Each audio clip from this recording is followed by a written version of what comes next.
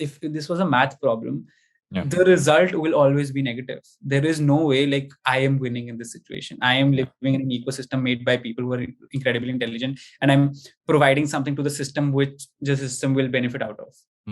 It's not, I'm not pursuing happiness. I am pursuing happiness that they told me is happiness, like followers, all these things. One thing I've noticed about content creators who are able to build a truly captive audience, it's the fact that they're deeply authentic and also very relatable. Most people in their audience can relate to what they're creating, what they're feeling, what they're saying. And apart from that, there's one more aspect, which is if these creators show you different sides of them over time, show you different aspects of their own personality over time, that does two things. One is it helps build a deeper relationship with the audience you already have, and also find newer audiences who find you for the newer pieces of content or newer aspects to you that you're showing. One such creator who I've been on a journey like this with over time has been Vishnu Kaushal. And he's my guest on today's episode of the Varun Duggi Show. And my chat with him covers all these aspects and so much more, including what inspires him, what motivates him, what really keeps him going in his head, and a little bit of stuff around that. I'm Varun Duggi, and this is the Varun Duggi Show. Be right back with Vishnu Kaushal.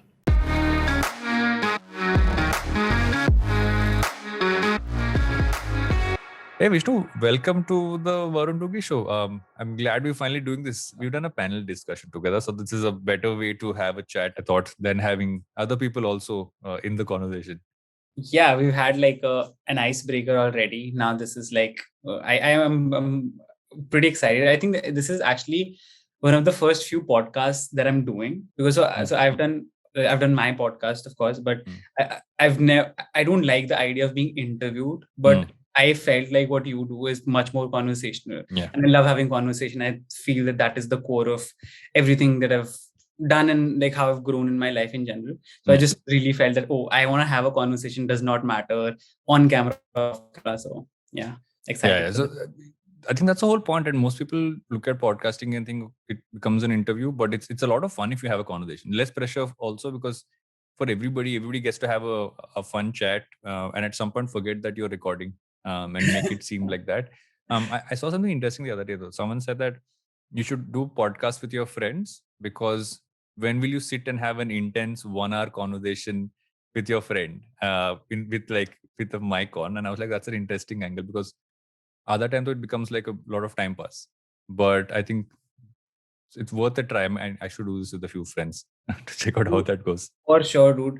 Ye sare abhi, I love this podcast, Flagrant 2, Andrew Schulz or Akash Sinka. The whole idea is like 4 dudes, just very raunchy, and they're just talking to each other. जैसे यहाँ पर ठेके पे बैठ के 4 दोस्त बात करते थे, something like that, right? It's very like because it's like a safe space between 4 guys, whatever, like taking each other's case. There's no this sense of like bullying or like any sort of this political correctness kind of angle, because like you know where they're coming from, right? Everyone knows like they mean well and all those things. So it's just jokes and comedy and stuff like that, and all of them are great comedians as well. So that helps. What's the kind of content that you like consuming? Oh, since you mentioned the podcast. I consume a lot of podcasts. I love podcasts. I like vlogs. I like narrative driven vlogs a lot of the times, because I feel like I think that's the core of storytelling. I think that's the Casey Neistat type. Casey Neistat, Van Neistat, even David Dobrik to some extent. All these people are like very like I love their how they sort of take an idea, so in a way integrate it through their day and present it like nothing happened. You know, the story is the story that you don't even realize that, like the best movie जो हम बात कर रहे थे is the movie जिसके आधे घंटे बाद जब तुम घर जा रहे होते and then you like, oh, right, like that's what that scene meant. Right. I think their vlogs do that, because that's when you sort of like when you're sitting back and you're like, oh yeah, makes sense. You know, that's what people get wrong about vlogs, right? There was this interview of I think Casey Neistat, or you know, he went on a podcast. He went on Guy Raz's podcast, and he said that till then vlogs are basically people putting camera in front of their face and just talking, and wo vlog tha. But what he said was that what he tried to do was, how can I shoot a movie every day of my life? And I thought that's a great angle to just take, saying, can I have like a, almost like you set up and like conflict and then a resolution every day of my life. But it's also nuts, like he could do so many of those. And like even someone like a Nas Daily, when like this, those were another space, right? Like 1 minute may you have so much happening there, which actually brings me to saying, were you someone who always wanted to create content, wanted to be on camera, want to do stuff when you were growing up? Was that always, were you a performer, or were you, or the late realization? So interesting question. Yeah, I have been someone. So growing up, I was the most above average underachieving kid. And I was that one kid who just couldn't sit on his seat and would just want to do like something with someone and like, mess something up, and like that extra energy, or maybe it was just hormones. And I totally relate. This is exactly how I was. Yeah. So I was that guy, and I've been very curious all my life. Like I love science, maths. Like these are like something that I hold close to me, not just as subjects, but like just as a way to sort of interact with the world, understand the world, and all these things. So that's who I was. But I don't know what happened. Maybe I can't even put a finger on it. I became an introvert by the time I came into my college, and I just did not. Like I had the group of people that I hung out with, and those are my best friends. I have the same best friends that I had like 15 years ago. So it sort of lost social connection, and I found really this sense of peace in just talking to a camera with no one in the room. Because I think it was my way of journaling, and journaling was one of those things that I could just never do. Like I knew if I could do this would be like a wonderful thing. Like I could manage my time, day, I could interact with myself and all those things. Video making was like a video journal for me, and it was like I'm just sitting and talking to a camera, and like there is no one there to judge me. I can take 100 takes. There is no like this thing. So that's how it started, and I fell in love with the process. I was never a performer. I can't perform still. I hate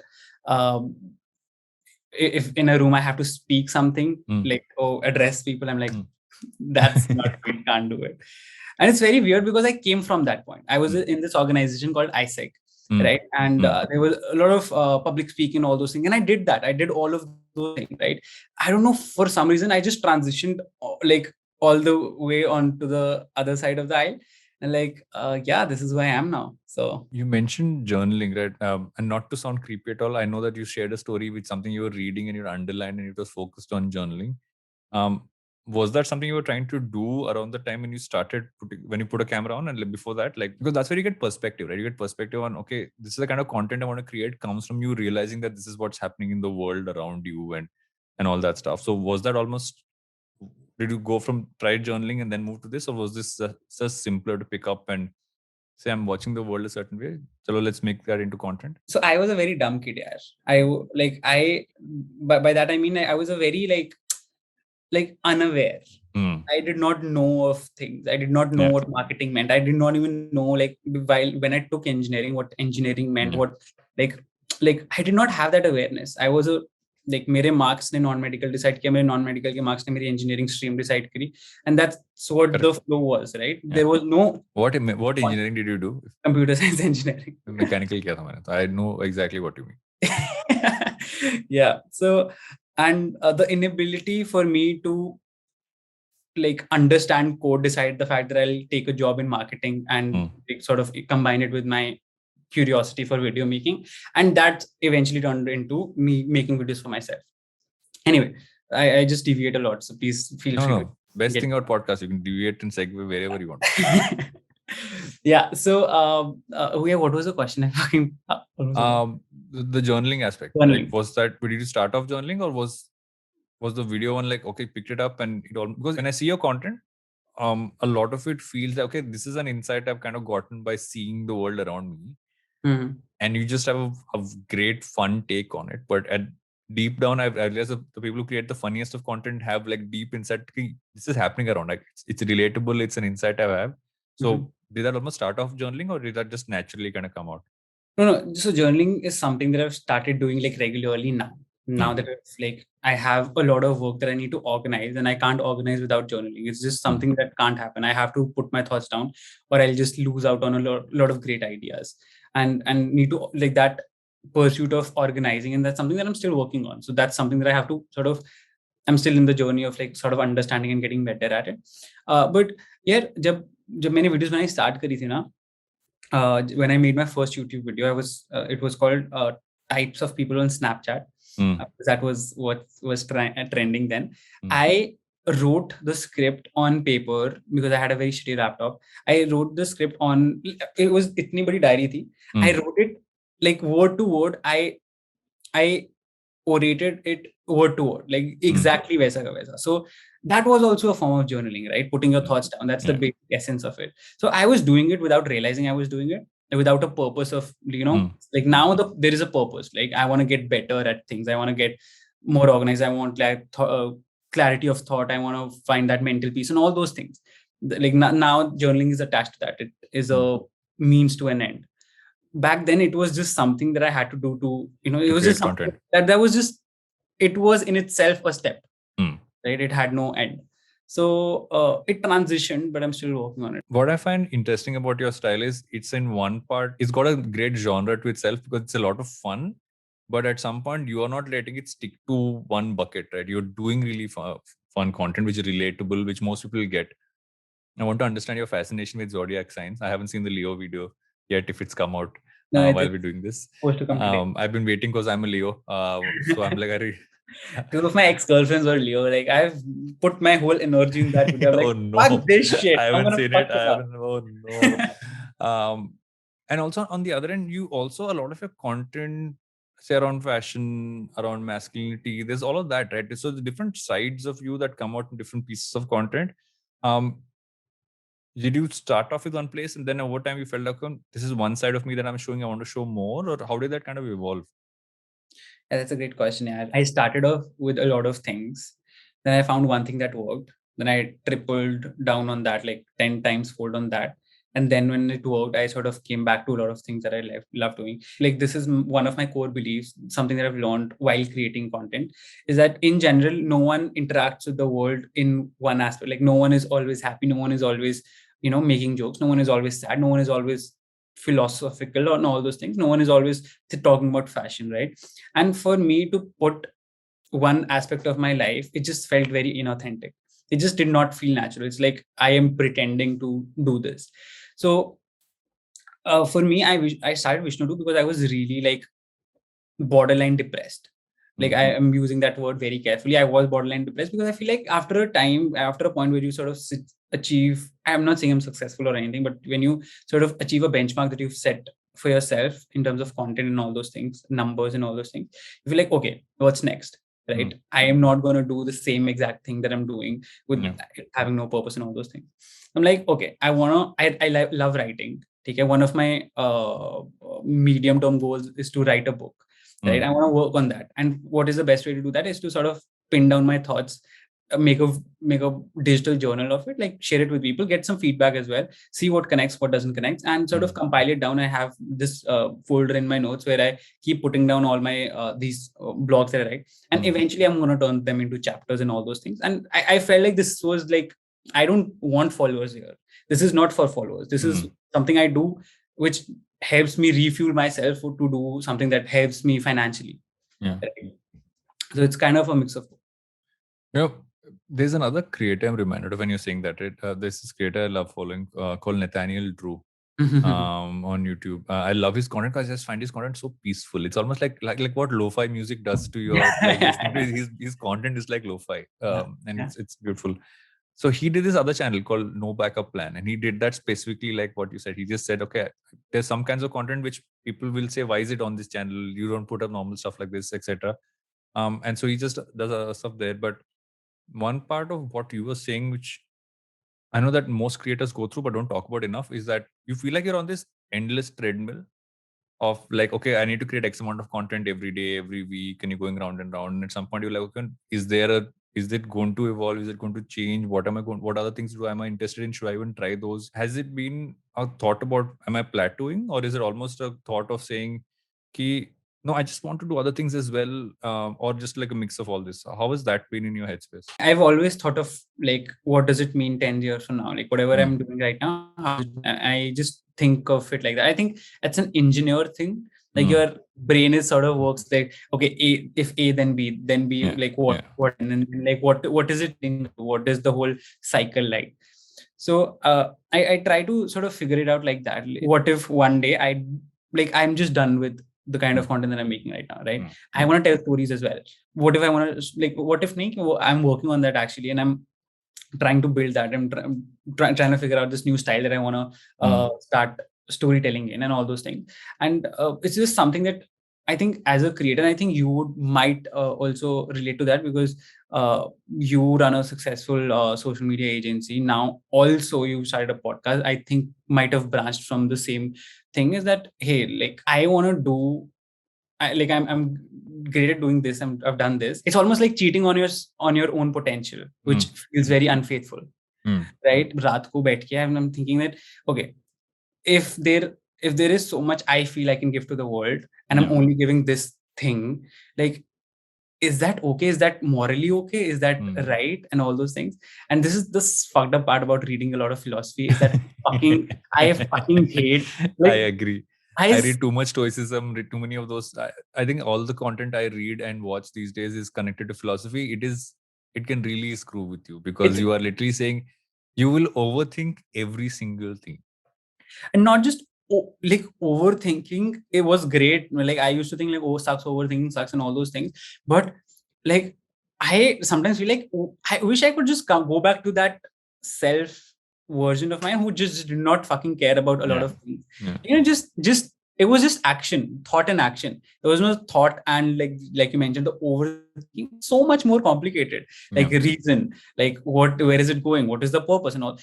And I think these things are eventually like counterproductive, but I think it's just a path that you have to take to reach a point where you can sort of deal with these things. What made you branch out and like start a podcast, and like what keeps you going as well? So for me, to be very honest, one of the core things that happened, right, is that, so I got into this space through a lot of loops. I did my engineering, didn't know what I wanted to do. Somehow by fluke, landed up in a media school, ended up studying filmmaking, and worked at the one place I ever wanted to work with. So literally my first job was the place I wanted to go, which is MTV at that point of time. Like, it's my dream job. And I'm like, okay, ho gaya. I'm like, internship or first job mein ho gaya.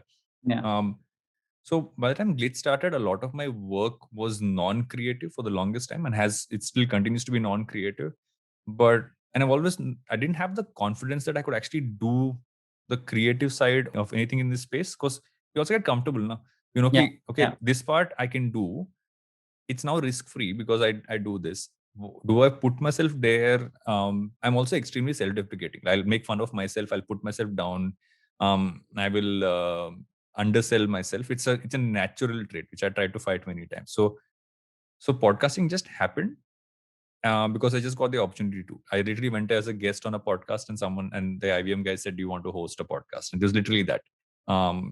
But what I've discovered through it is this entire side to me, which I have just kept dormant, and now it's finally found some light, right? So first it was a podcast, then I was like, okay, what else do I want to do? I'm like, I love talking about life. I like talking about philosophy and like what you're inspired by, everything else. So, and I was like, okay, advertising is dead, cannot become that.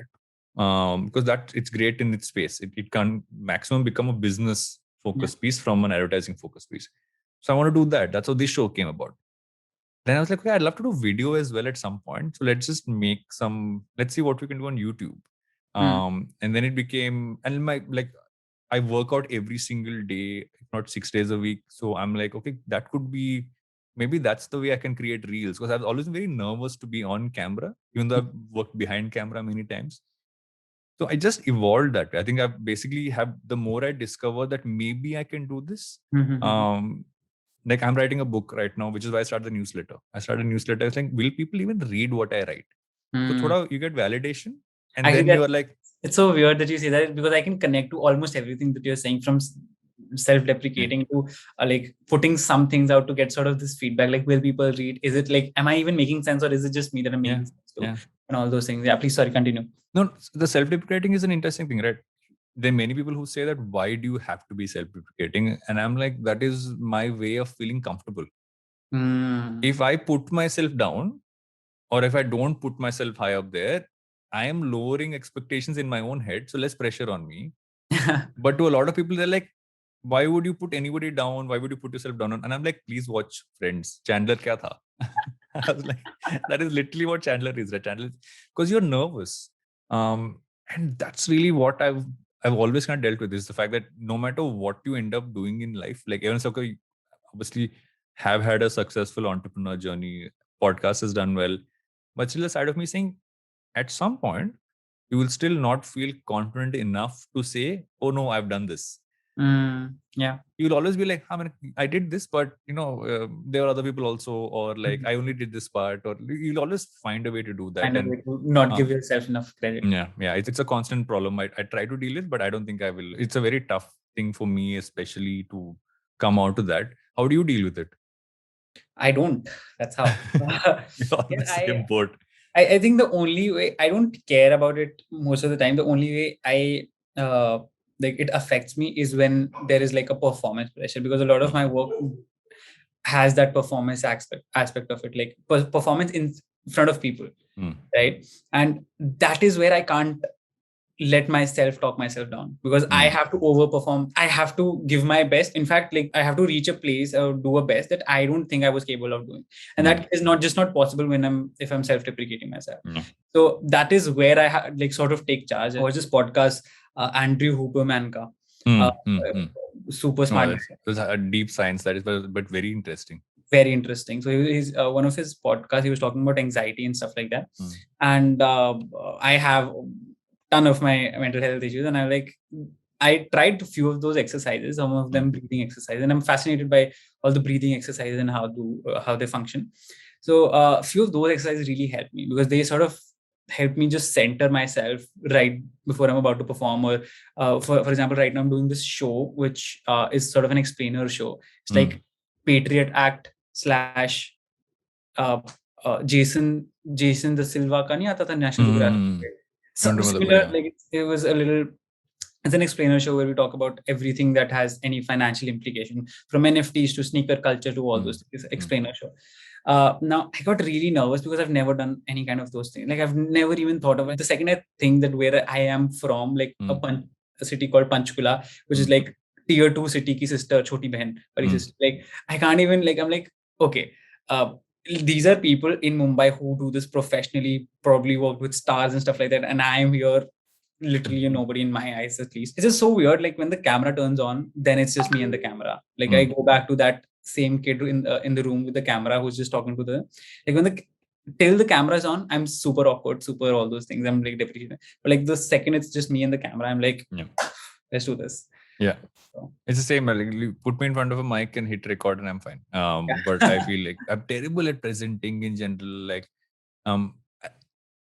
so this is thing which I've learned as a tool, right? Is that conversations for me help not self-deprecate, because hopefully most times, especially like this, because if I have to do it myself, I have to do this keynote speech. At some point on something, voice will start off in your head. But here if I'm talking to someone, I can always just say what I'm saying and play off what the other person's saying. I've been called for TEDx. I think people just want me there because I think followers. No, not because like, oh, Vishnu, he's smart. Not really. I'm not ready for that. But like if you put me in a panel discussion and where there are questions in the conversation, I think that's just like such an incredible way to sort of dig into a thought instead of like one person talk. So I've done 3 TEDx's, right? And I think some of that has really helped me. So the first one, and that's actually something because you brought up where you come from, because I come from a place called Kakinada. When I was growing up, it's small town coast of Andhra Pradesh. So I totally I relate to that. And so my first TEDx was there. There's an engineering college there, and they called me, and I spoke about the small town mindset. That was it was naturally something I spoke about because I genuinely felt it. I've been that person who's gone from there to Bangalore, and suddenly you go to a place and you realize that you don't fit in. You seem like you're not as cool as everybody else, and you go through all of that stuff. So that came out naturally. Also, it was a safe audience because it felt like, so no matter what I said, I thought it kind of would come out well. The second one really helped me because when I did it in Bombay, I did one in Bandra. and they made me rehearse. So they made sure that I was there a day before to do it on stage. So I did multiple iterations of it, and it refined my talk. And that's when I really learned that the way I could get over not trying to wing it, because most times I wing things. I don't prep for them. I just go in and say, I'll say something. Same. But really they made me rehearse by force. Like, you don't have an option. So by the time I did the third one, which was literally Feb last year, Feb 2020, and I'd gone to Ahmedabad to do it at Mica. By then I knew I had a system. Okay, I knew how my pointers would work, how I would do it. So that second one, and I was really irritated with them because they were making me like practice and do this, and I'm like, guys, can I just come and do it that day? And like, no, you will practice on stage. That's how we're doing it with everyone. It also didn't help that there was literally Nikhil Taneja and Ankur Warikoo both doing TEDx's the same day in Bandra. And I'm like, okay, these guys are going to like knock it out of the park. So we'll have to do something there. But that's been my process. Like, I generally don't like to give keynote speeches, but I thought that was an interesting one. And I guess we all find our process in that sense. Do you sometimes go back to where you grew up and say, look at it as there are many things which are advantages, some things which are like, okay, I had to kind of deal with how things were when you were a kid. I'm a pretty rational optimist. I will always see the bright side of the things, like no matter what. I'll reason out why the situation, not just like, oh, ho jayega type. I wouldn't change anything at all for anything, because the idea that I come from the city called Panchkula, like I think that's very important, because a lot of what I do right now is community centric.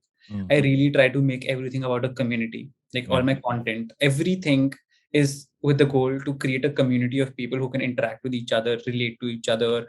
And I feel like this relatable content in general helps connect people a lot. Like, there's different types of comedy, right? And I've done I've tried a lot of those things. I've tried to like set a premise of my joke, tell my own story in a way which is like a hypothetical story, like how stand-ups do it. And I've found that there's something very profound relatable content which people don't understand, specifically on social media, is that when you make someone relate to it's an instant icebreaker, right? And my end goal is not to create a community of people who appreciate incredible comedy, right? Ricky Gervais is there for that, like Dave Chappelle, there are like greats for that, and I know I'm not the greatest at that.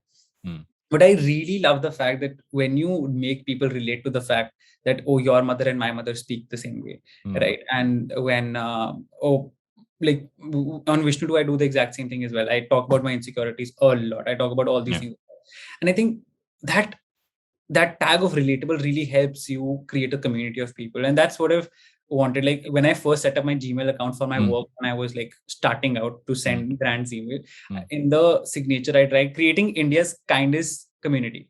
Right? So that was the goal, and that has always been the goal, to create a bunch of people who are curious, want to have conversations, are community centric. And by coming back, like, that's what's really helped me. I think the idea of coming from a small town, because if I grew up in Bombay, no offense to Bombay, the sense of community is lost because everyone is so. No, I agree with you 100%. There are so many positives, right? To just growing up in a like small town, smaller city. A, there's community. B, you understand how the broader world works. I think sometimes you're in a larger city, you forget that beyond the big cities, there is a world out there which functions very differently. And that's where the largest part of your audience actually is. Absolutely. Because there's like 1% to 2% of the people who live that way, like who live those lives.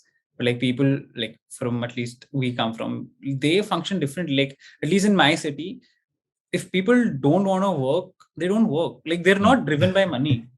Like, and I love that. I love that idea. Like people are okay with less. There are a lot of people, and at least this, like the people who are around me, they're okay with less, but their goal is to, like, if not happiness, is to like just have a good time and rest or sleep and like. And isn't that what we all work towards anyway? Exactly. So this whole idea, and I'm not against the hustle culture and don't want to imply that in any way. Oh, I'm against it. So I totally. Yeah, I just feel the hustle culture ki conversation wahan pe kharab ho jati hai when people like, for some people, hustle culture is the reason why they will do incredible things in the world. Yeah. Right? But when these hustlers imply that hustle for the right reason rather. High performance, not hustle, is maybe the. I mean, I try to technicalize it, but anyway, that's a rabbit hole. We don't have to go into that. I mean, I just feel like when people are like that, this is the way of living. Yeah. That's where shit gets fucked up, because you are just taking out the uniqueness, the individuality from a person. Like, oh, if you hustle, you are gonna succeed. If you don't hustle, you're not gonna succeed. And hustling is bad for everyone. It's gonna create mental and all those things, mental problems for all those people, for everyone. And then that's not fair for like either side. You were talking about just like how people can be content, right? Is that now people really work hard to try and get to be a place, like even say I work really hard and then I will then I will find a way to relax and retire. I'm like, if you can actually have that in your day to day. Yeah. Because I think back when I was growing up, everybody took an afternoon nap. And I'm like, aajkal kaun leta hai? I'm like, because now suddenly you watch podcasts and you listen to all of this and someone's saying, the virtues of sleep, take a nap in the afternoon. I'm like, like people have done it for years. Like I have seen my entire family do this for years. I know a large part of family still takes that afternoon nap. And I'm like, that's what we gave up thinking that it's basically hustling, but that actually gives you more energy to do more. Experience more. Like, just if the whole idea of your life is to be happy, right? And just sleeping more increases your ability to feel emotions more intensely, like to be as happy as you can be in happy moments, or even sadness is like a fair emotion. You should experience that. Like you should experience grief and guilt and all those things. And for you to just be on that ride of emotions and feel it in a way that's like intense, that's amazing if you can just sleep more. And also, I feel what's interesting about that is that, especially if you're creating content, you're on this schedule, right? You know that there's a certain amount you have to put out. There's so much happening, and you're also kind of living your life in, for lack of a better, in public view. And I know that access to social media has just made it like, I mean, the younger someone is when they get access to social media, for a fact that's such a large part of their life. It's not just affecting them mentally, but just like generally how they are as people. Does that affect you, the fact that you are living your life on like a public domain, or is that something that almost like you said, is that because it can be one part process, but also at one part will affect you? And how do you try and find balance in that? Existential questions, puch raha. Because you create bases that, right? I think that the thing people don't understand about creators is that you can make great content only because you deal with all this stuff. Like, your content is going to just be very like, it will be basically like how television used to be, where a bunch of people sitting in Bandra would write about how everything is in like all across the country. And that's the problem that I remember we used to have. Like someone would caricaturize anybody in the South. And I'm like, I'm from Andhra, I'm from the South, and I know that what you're putting is a caricature. Not everybody in Telugu speaks like this. In Telugu land, and so I come from that. It's like a lot of existential questions keep coming up. I always think about this, and like when I think about, I was reading this book. I think it was called The Story of Philosophy by Will Durant, and I think there was a quote in that book called I'm gonna butcher the quote. I'm not who I think I am. I'm not who you think I am. I'm what I think you think I am. Is that, and social media really like sort of exacerbates that idea. And I feel like my generation is the testing generation. हम पे testing हो रही है social media की.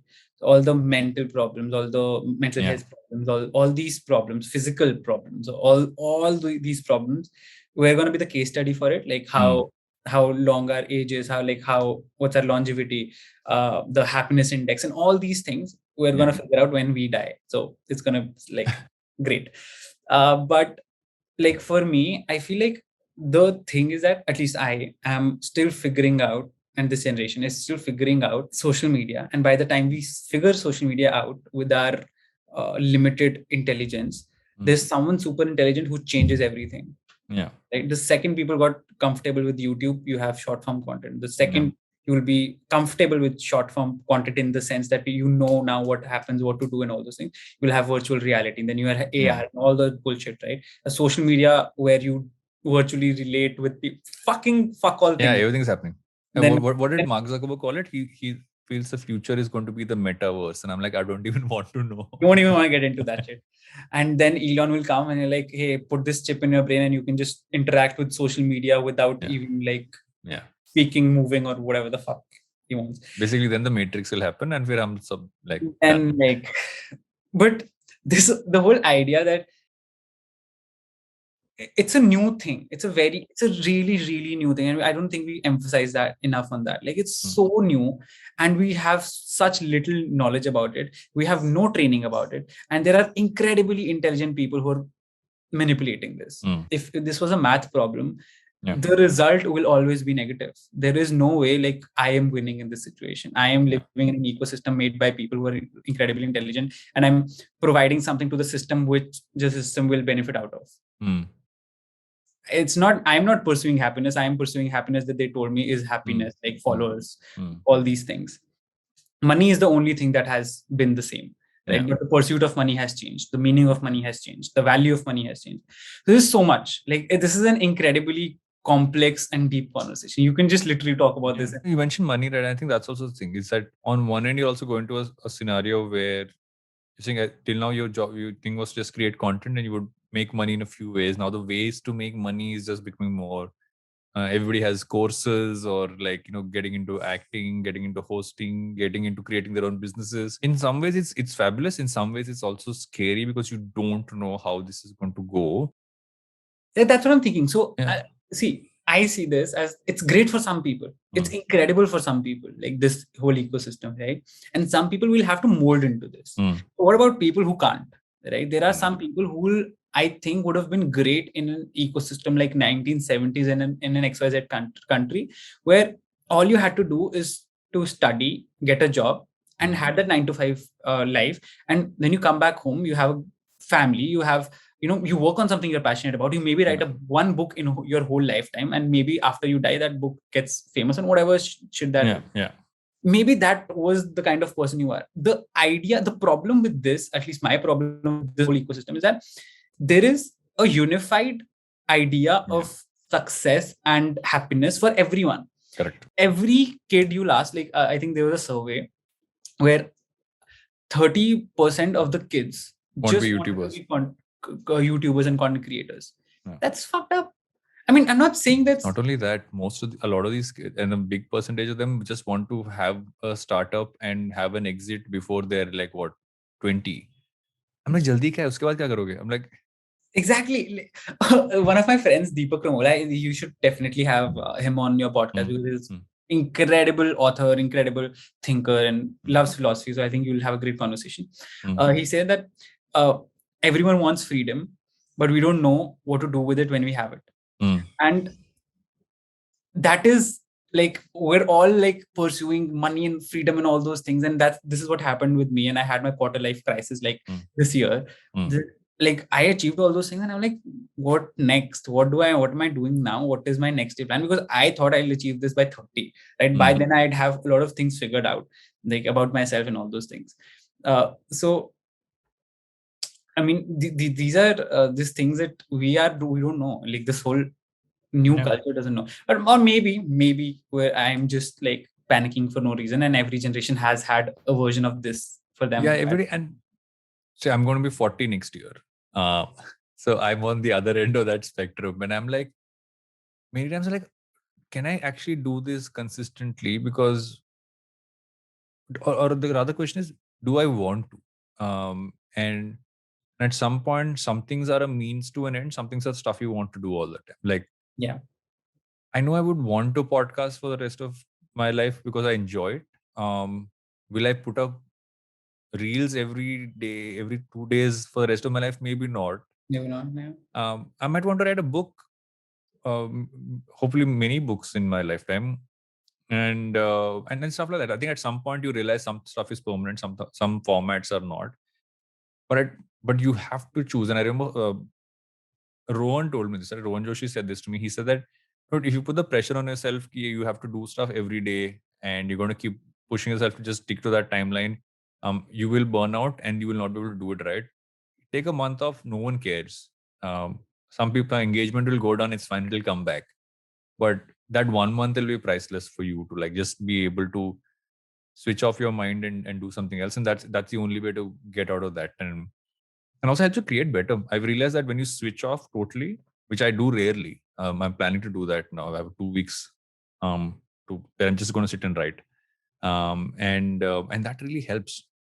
Just sometimes you take away the noise and it's like sort of clarity comes back into life. And the best ideas come then. Absolutely. 2018, there was this whole idea doing rounds of social media detox, right? It was from that, right? And I was just fascinated by the idea of not using social media for the first time in my life. Yeah. Because my generation did not grow up with it, right? But we got it at a very interesting point. Yeah. We got it when we were like 18. Like we had developed, not enough, but we had developed. Right. We had a way of interacting the world without it, but it had been long that we forgot like what was it like.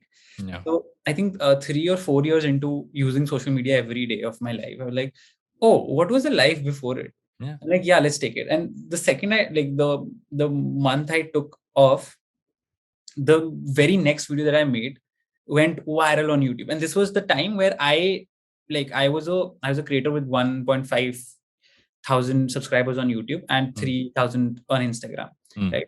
So the video that I made next went viral, and I made another part of it, which was more. So I made two videos. One was reaction centric, another was story, this narrative centric, and me trying to tell an idea through a vlog. Very Casey. And those videos went viral, and the process of making it was so pure. For some reason, I could not like put a finger. I can't formulate it. Like there is no formula behind it. Like it was like content was coming to me. I wasn't searching for like viral video. I remember मैं एक internship कर रहा था एक company में Gunsberg. It's a ginger ale company. Yeah. So, I love their ginger ale. Oh, you do? I love it. They're from Chandigarh. Shout out to them. Sarthak is my really fabulous. I always have them at home. It's perfect. Like this will be like a hardcore plug. Their grapefruit ale is like one of my favorite things to buy on Amazon. Love it. I'm gonna ask Sarthak to send you like a full case. So basically, Sarthak and I, we used to go to the factory, make the ginger ale ourselves. What are you saying? The ginger beer that came after, like we made that, and then we like got people in the factory and all those things. It was a really interesting time of my life. I learned a lot in that time. Huh? Imagine the small world in that conversation, like the fact that I always have it stocked in my fridge because ever since I discovered it, and the fact that you've been to the factory, like that's why I always say that sometimes we don't give credit to how small the world actually is and how connected everything is. Yeah. Crazy. But anyway, I was saying that I was coming down the stairs of my office, and like I wasn't cluttered with the noise of like anything. It was just like a random idea came out of nowhere that this is the place where this is a great place. This is very symmetrical. I should shoot some part of my vlog here, some part of my vlog there. And like, it just connected. And I feel that decluttering of your mind is so important for a creator specifically. Right now, the thing I hate about social media is that they tell you what to do. And that is so anti-creator. Yeah. Idea of a creator is to create something that did not exist. Not to recreate something. And right now you have trends, and everyone is supposed to make those trends. And which brings business to the company and to you followers, which is like an incentive, like it's a treat to a dog. And I feel that's really fucked up, like in the creators community. I think that's the thing that this whole conversation about am I an artist or am I a creator is coming from that thing. I don't want to be stuck to your trends. I want to create what I want to create, but this whole emptying your mind thing is so interesting because, as a person who reads a lot of and consumes philosophy content, I follow this guy called Ryan Holiday a lot. Love him. Content on I'm reading his book actually right now. I was reading his book. Which one? Stillness is the Key. It's my favorite one of his. It's like of all the ones, and it's the most relevant for the times we are in. Like just more than Ego is the Enemy is fabulous. But just like Stillness is the Key has been one of those books I keep going back to, especially ever since lockdowns have started. It's just been like a great thing to go to. How do you go back to books? How do you mark, and how do you take notes in your books, and how do you So now I have a system. I earlier didn't. Earlier I would just literally like go through like, okay, where was that thing and I have to find it. Now I have a few things which I do. One is I literally have like a marker. Like I use one of these things. These yellow markers you get, and I mark it out on a physical book, or if it's a Kindle, I highlight it. And I use an app called Readwise. Readwise is fabulous because it just collates all your highlights in one app. So you can almost say, okay, in that book, what did I highlight? You just go into that book and it'll show you all the highlights. And it has this fun thing where every day it throws 10 highlights at you. So it's almost like revision, like you're revising what you highlighted across the books you read. So yeah, that's become it's so much more convenient. Physical books I still do. I've actually gone old school. I do that yellow marker. I do those tags. But it's very recent. Like that this tagging and highlighting is like a last 2 months. It's before that was just pick up a pen and just. I hate people who are like, don't write anything on your book, kharab ho jayegi. Like, what the fuck is with this idea that you can't write anything on a book? Like, I understand like people have this affinity towards book, like they masturbate to it and all those things, but that's not the point. Right? You want to be able to go back to like the thing that you were reading and you like connected with you. Like people have issues if you fold the 8 corners, and I'm like, how will you know where to go? That is the point. Textbook mein karte the na. I think it came from textbooks. Wait, 1 second. It came from textbooks because you were told not to mess up your textbooks because somebody else in your junior class could take it from you later. Probably. I don't think it's anything else. I don't think anybody else or library, or basically the librarian would say in a world where we used to go to libraries. I don't even know when the last time I went. So much. I miss that so much. So Ryan Holiday does this thing. He put out a video about his daily schedule, like what he does in one day. And I got this insight saying, don't pick up your phone as soon as you wake up. Like I actually do that. I try as much. Like I'll have many days. Like last couple of weeks I've been terrible. Haven't been following it. Wake up in the morning. Don't pick up your phone. First 1 hour of the day. So I write in the mornings. So I don't pick up my phone. Just wake up and whatever. Just like have old person starting warm nimbu pani in the morning, and everything else. And then I just sit and write. But your mind is so fresh because you haven't seen notifications, you haven't gone to social media, you haven't picked up some news app. Just written, and then after that, just pick it up. It's fine. And just take those breaks during the day where you just don't do anything. And somewhere else I read about the fact that we've forgotten how to get bored. Because when we were bored, we'd have great ideas. Now the thing is, if you feel bored, you'll pick up a phone. But that's not helping you get ideas. So I agree with you 100%. Taking that detox is one of the best things. I want to really do that. All the people will laugh at me because I kabhi nahi karta. I'm this person who's perennially looking at his phone. Yeah. I think Pascal said it the best, that all of man's problem arises from his inability to sit in a room by himself for 1 hour. Yeah. And I think that is so true. It's the idea that the second I'm bored, or even not the second I hit send email button, right? I have that second of, that emptiness that I've done. Like my instinct is to fill it up with like what's happening on my social media, Instagram. That constant dopamine rush now. Yeah, exactly. That's the constant hit that, that's cheap dopamine. Like you don't really have to do anything about it. So yeah, that's true. I feel that you have a unique sense of style that you put out content on. I've been intrigued by, and this is bizarre. Okay, so I am asking this question because I have a vested interest. How does one put out content about style without seeming like dekho mera photo? Like you know what I mean? It's how do you do that? Like, because I feel that's a form of expression which I have, and I'm asking this because I've many times wondered, how do you do that and not feel the pressure of it? Or do you feel the pressure of it? You're talking on Vishnu too. On Vishnu too. So I always tell this to my girlfriend. Like the second I post anything on that phone, I feel so happy. Because I don't check notifications on that. I don't reply to comments on there. Right? Like sometimes I do when something that's very cute, but I don't take the pressure of, like, I don't owe it to anyone on that Instagram. Like that is my space. You want to follow me, you want to follow the part of my life. I am really grateful for that. And I will go out of my way to help you if anything. Like if I read a DM that someone needs anything, I go out of my way to give it to them, so that because like they've given so much to me, like their attention, which is one of the most valued commodity in this generation. But that is one thing that it's just like my expression of who I am. And it's just that, I don't take the pressure of clicking pictures. And sometimes it's like, sometimes I post a picture because I want to write a blog, like, because I can't just write text. Sometimes I find a picture and just write something under it. And fashion I got into because of my girlfriend, because she is incredibly genius when it comes to fashion. And not just for herself, her style is very masculine and my style is very feminine. So we just sort of we just sit somewhere in between. So I wear all her clothes, I steal all her clothes, and I love trying between like combinations and all those things. And they look decently nice on me. And I'm like, this is Why not?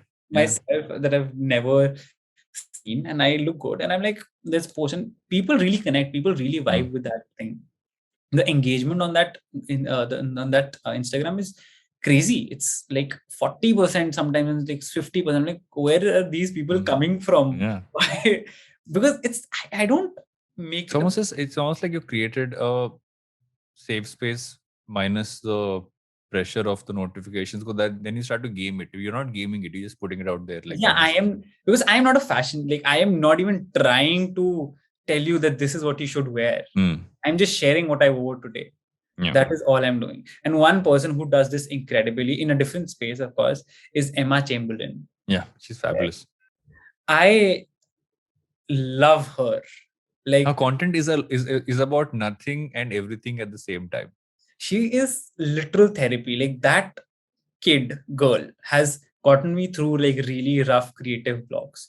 Because when I see someone do something they're incredibly passionate about and do it in their style, which I've never seen, it sort of motivates me as a creator to like live up to my potential. Like, oh, I can do this in my style, right?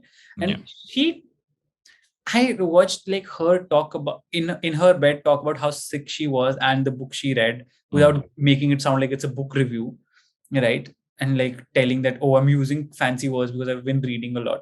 Shit like that. Like, stuff you don't really think before saying. Yeah. And I mean, like, that authenticity is like the goal. It's a word that everyone throws around all the time. Yeah. I think understanding it is one of the greatest pursuit in a creator's life. How do you make sure you're staying authentic and not, because over time you get, your mind also plays tricks on you, right? It says, okay, this is what you are. And at some point you start believing this is how you are authentically. It's very easy to fall into that trap, right? And I feel that actually becomes the downfall of many creators, and both like on camera, off camera, is that suddenly you saying, this is what I am. And then your content becomes not as stale. I think you'll go flat, you'll go plateau, because you're doing the same thing, right? It's like, I throw parallels to, weirdly enough, Salman Khan movies. You can do this only right now. And once in a while something will pop up and you're like, oh, once he can do that. I've forgotten he could do that. Right? And I'm like, at some point, how do you make sure you're authentic to what you actually are and don't fall into that trap thing? Then your content will just be the same. It will just like, and what you're doing will be the same, and you'll also get bored. People will get bored. How do you make sure you stay authentic? Okay, so this is a question that I really pondered upon when I just blew up, when I had just blew up. Because so I like the idea of like the philosophy and personal development and all these things. I've been into this for a while, and thanks to Isaac, because of it. Like, I met incredible people and like had incredible conversations. One of my friends that I met, Siddharth Anantram is his name. He's from Mumbai as well. He had this whole thing about values and what it really means to have values, and how do you figure out your values and all those things.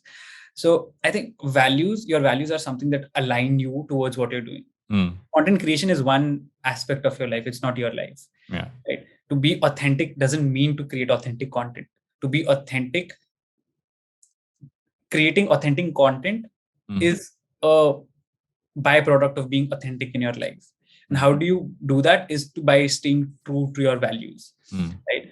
And I'm still figuring out my values, because your values change as you grow up. Yeah. One of my value is to be curious, to never shy away from something. Like, it does not matter if I'm curious about something, I will do it. It does not matter like if I have to take time out for it and all those things. And conversations, podcasts and stuff like that, this is something I never say no to. When it's someone I know can have that kind of a conversation, can sort of vibe on that frequency.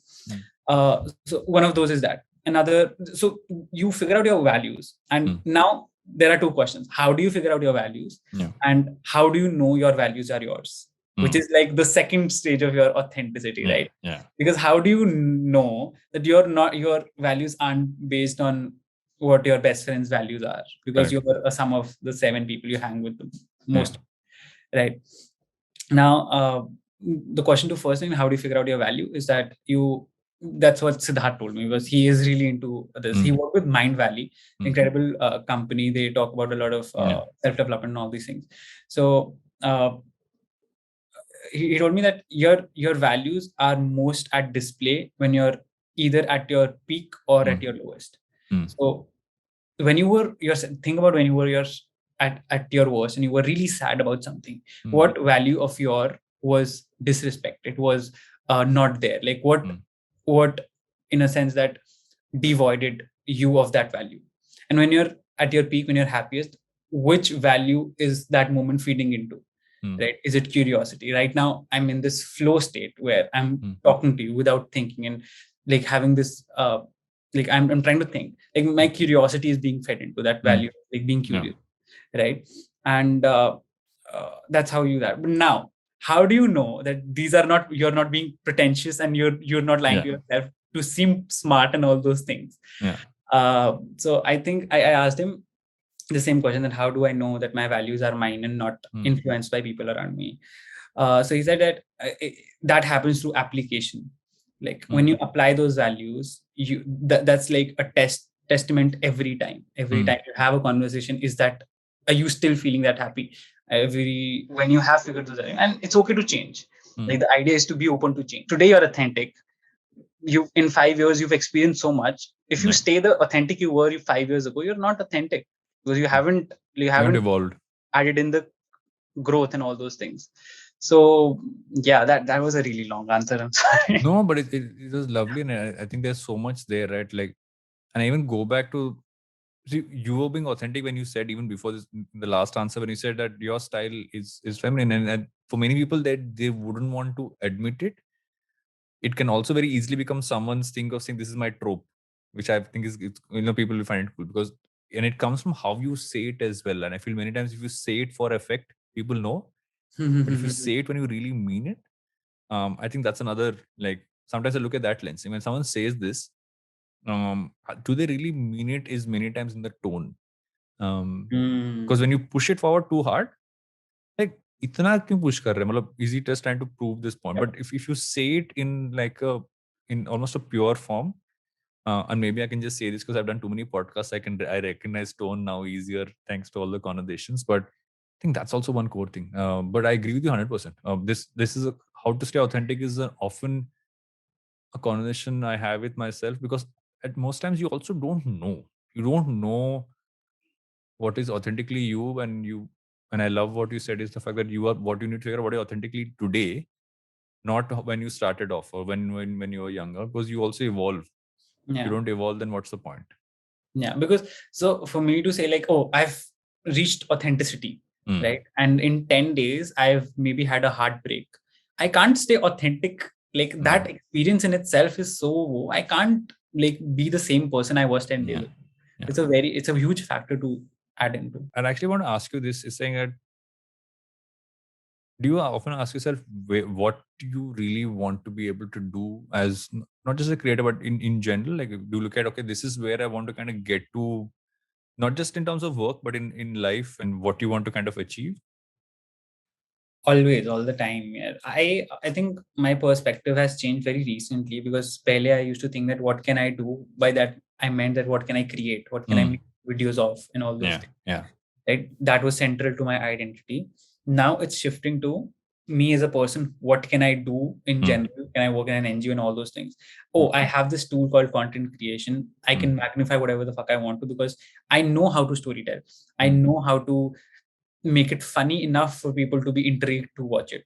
I know these things. These are like things I've developed over the years of content creation, right? And I understand community building, which is the central of any social media platform. You want people to give a fuck about you. So now I do ask myself, like, where is this skill I can put that can help something that I want to do? Be it writing a book, be it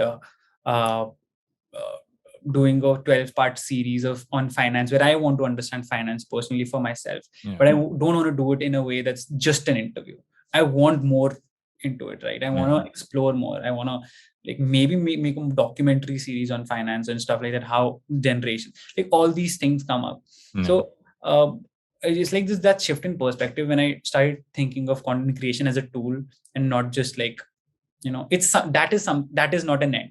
I don't want to think of content creation as an end, that okay, this is the end game. This is a means for me to do a lot of things, for me to travel, for me to do incredible.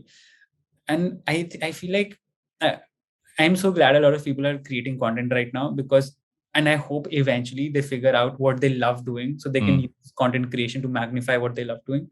If someone is a great chef, someone is a great dancer and all those things, like you're the best people right now, the people who are like best of the best of the best, are people who have combined 3 to 4 skills, right? Gordon Ramsay, funny guy for sure, right?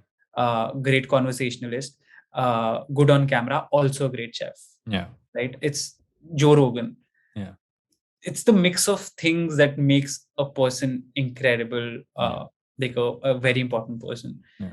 So that's the mix that I'm finding right now. Like, what are my mix of things? Thanks, Azan, for doing this, Vishnu. It's been fabulous. I love having these conversations, and I also love the fact that we went into such random directions, but there's so much insight there. Thanks, Azan, for doing this. Thanks for coming on the podcast and having this chat. Of course, I was so excited for it. Like, I can't even. Okay, so next time you're coming on my podcast, because I'm starting one very, very, very soon. Done. And I'll be super happy to host you and just have this conversation again.